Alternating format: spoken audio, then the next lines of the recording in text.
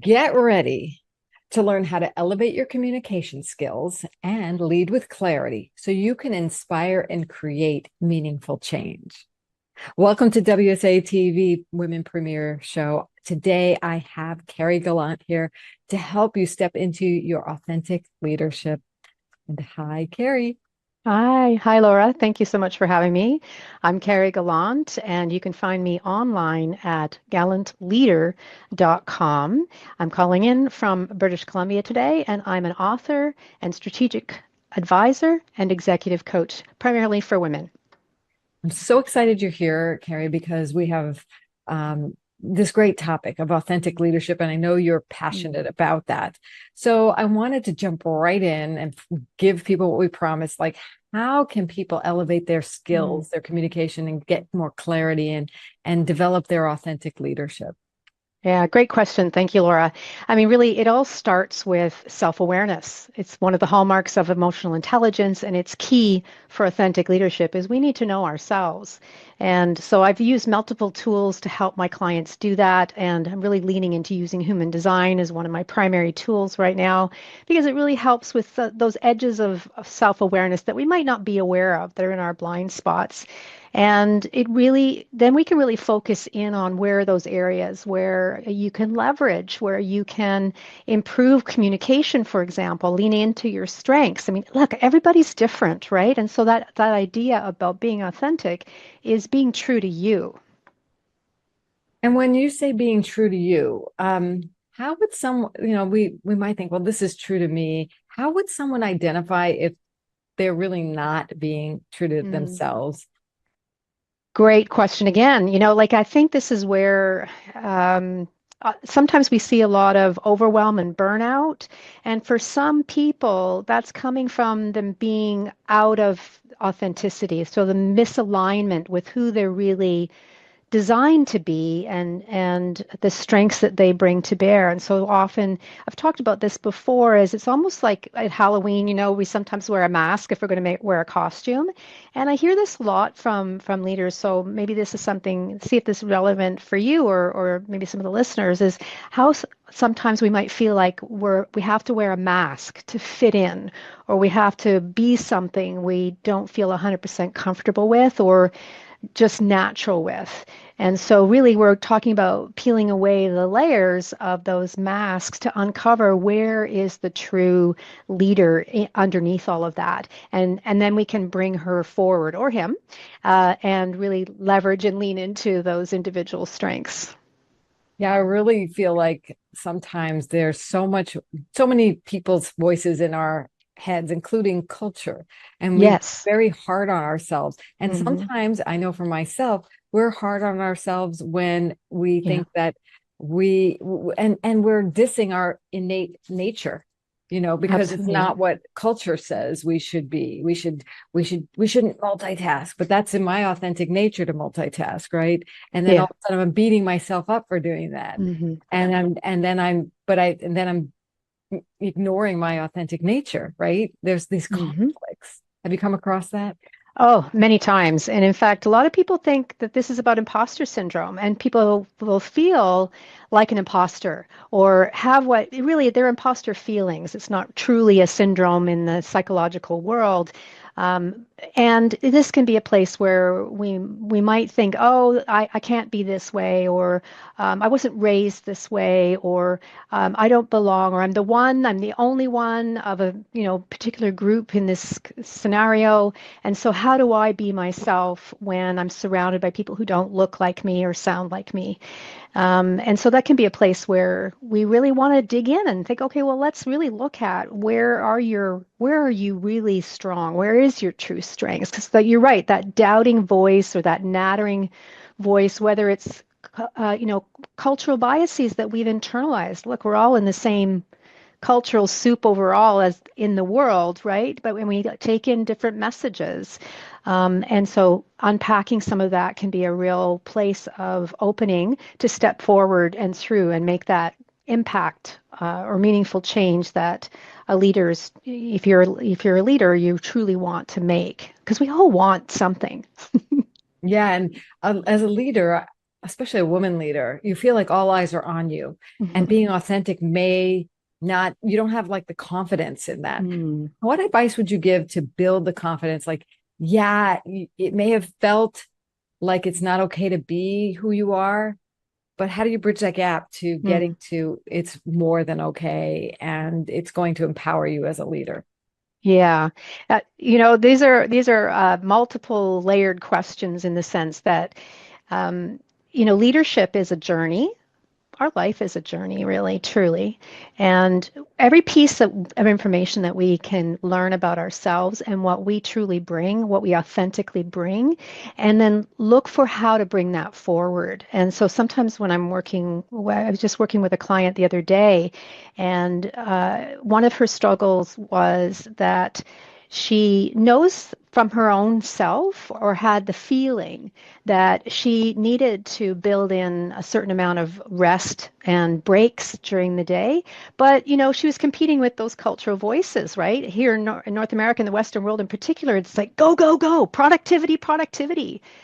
And then we have all this burnout and overwhelm that we know we have has actually increased since the pandemic, since we've gone through that. And so she was judging herself.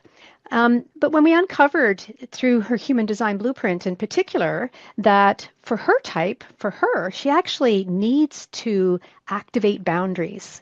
So this is a true thing for her. Then it became, oh, so this is okay. Like it's a way of accepting and acknowledging for the self, and knowing that she needs to take certain steps. So we actually worked on a plan, practiced and rehearsed it, and she got a lot of strength and confidence that allowed her to push past some of those inner voices and really put that some of those boundaries around. So then we start to bring in those skills around having those challenging conversations where she's able to step into her leadership in those moments. And it's self leadership as well as leadership for others that really match true authentic leadership.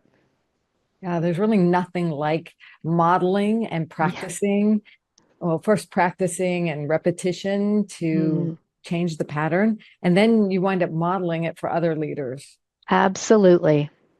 Yeah. So I want to learn a little bit more about you and what you're up to in the world. Who do you work with and what do you do with them? So I work with a lot of executive and C-suite women leaders, and often they come to me because they're at a point in their career where they're realizing they're wanting to level up and leverage into that next role or greater self-satisfaction in the work that they're doing, and they're having a challenge navigating some of those conversations, perhaps, or they're looking for more resources to step into their full impact. So we work often we'll work on either a short term or a long term. I've got clients I've been working with for several years, where we're continuing to work on. She's continuing to work on herself and her leadership and expanding upwards. And so some of those places we're looking at again is that self-awareness and various tools that are around navigating her values. That's an important piece to be able to stand on what I call a firm foundation. And then learning how to really be at that place where we're what I call above the line. So we're always coming from above the line. And when others are coming from below the line, because look, hey, we all go through situations where we're triggered by something, but to be able to live more in that place of and come from that place where that leader is above the line and as you said earlier is now not only feeling it for themselves and stronger for that. They're also modeling for those around them, whether they're peers, even their leaders above them, as well as the team that is with them. And by the way, this has ripple effect everywhere. So I often hear this from clients, I was working on this and my marriage is changing, or they're finding that their friendships are shifting and improving because they're able to take on the harder conversations sometimes that we might be, I don't know, some of us like to avoid it, perhaps, or feeling as though we don't have the right tool or the right tools for doing those kinds of things.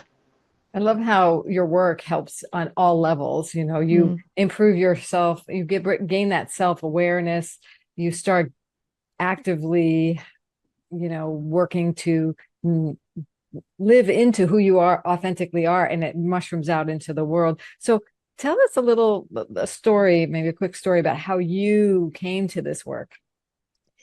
Well, thank you. It's kind of a bit of a circuitous path, but when I look back on it over the years, I've always sort of seen the thread going through. And then once I really dove into my own human design, I kind of go, wow. So that's why I was doing what I was doing when I was doing it.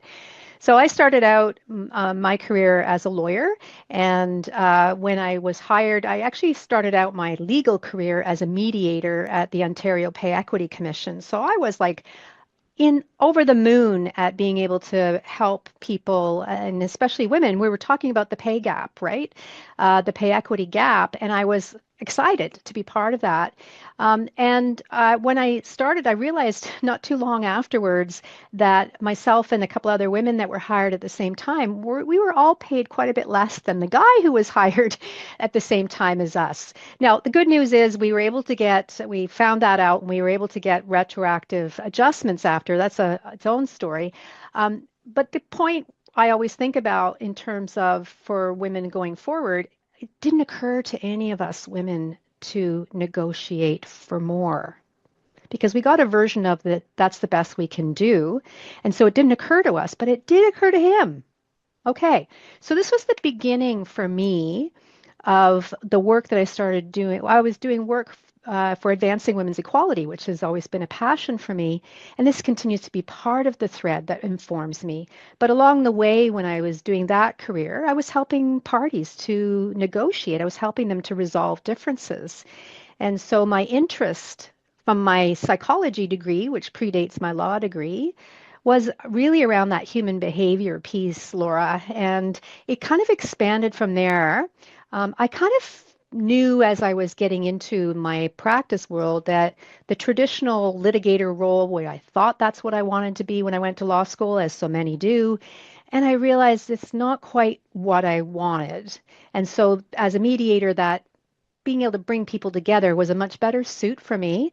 And along the way, I started to realize I like to teach others too. I like to share what I've learned. And so I started doing training. And then I discovered this thing called coaching. And I went, oh, you mean I can do this just for one person? I don't have to, I can help them actually figure out how to be a better communicator, how to have better conversations.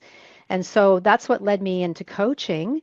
And of course, these are leadership skills. And so I had a few leadership roles along the way as well and saw the challenges in those. And so I understand that minefield that many leaders, especially women leaders, can face as they're navigating their own careers and especially as leaders to stand out in the crowd. I mean, we only have to look around and notice when women leaders are in higher positions how hard it can be to be accepted, to move into those places. And so I want to my role is to help women be able to do that in a way that's authentic to them and also helps to position them to take on those roles and to ask for more and to be able to get it more often. I love that you have this background from your psychology to your legal to your human design and leadership mentoring and coaching consulting, because you're just an example of what the amazing talent and resources we have here at Women Speakers Mm. Association. And for those of you who are watching, if you want to connect with people like Carrie and the immense amount of experts we have in a sisterhood, in a supportive and Mm. advancing women and getting our voices out, then I would invite you to join Women Speakers Association, or at least check us out at joinwsa.com. And so I wanted to know from you, Carrie, what is the value of belonging to Women Speakers Association for you? Well, you've just hit on many of those points, Laura. I love how you explained it because it really is a place where you can learn from other women because it's not that we don't learn from the men in our lives. Of course we do. I mean, I learned from that situation way back when too, right? What did you do differently and why? And why did it work for you but it doesn't work for me? And that's where we want to be surrounded by other women and women from different areas, doing different things, having different strengths. We learn from the diversity as well as from the commonality that we have as women and as women speakers. And hitting on that piece, what I also love about Women Speakers Association is the variety of topics we get to explore and hear from. So it's an opportunity for us to, like we are today, showcasing what we're all about, each of us, but and also to learn from others. I mean, I don't know everything there is about being a speaker, and I like to get reminded and inspired by others who are doing things that, hey, I didn't know I could do that, but maybe I could, right? Because we're seeing others who look like us doing the things that we might want to be doing. So those are a few of my favorite things about Women Speakers Association. Yeah, the sisterhood, the resources, and the community Yeah. is unlike anything I've seen out there. So, but those of you watching, if you want to check out Women Speakers Association, please do. And you know what? We have a special gift. It's called the Speaker Success Plan. And guess where you can find it? At speakersuccessplan.com.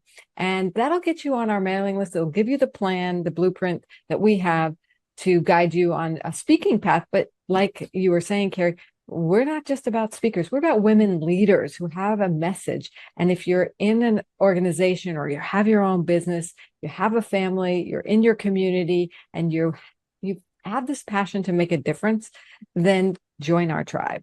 Come at least check us out and download at the very minimum the Speaker Success Plan, and you'll get on our mailing list to see what's going on. You can network with our membership here. You can then hear about our trainings that are going on that are in all kinds of areas. We even have a book, the book Voices of the 21st Century. We help people and women become best-selling authors with just one story. So I can't wait to meet the new members, and thank you so much. It's great to get to know you, Carrie, and we'll be back after Thanksgiving. Happy Thanksgiving for those in the Thank United you. States. Bye for now. Thank you, Laura. Bye for now.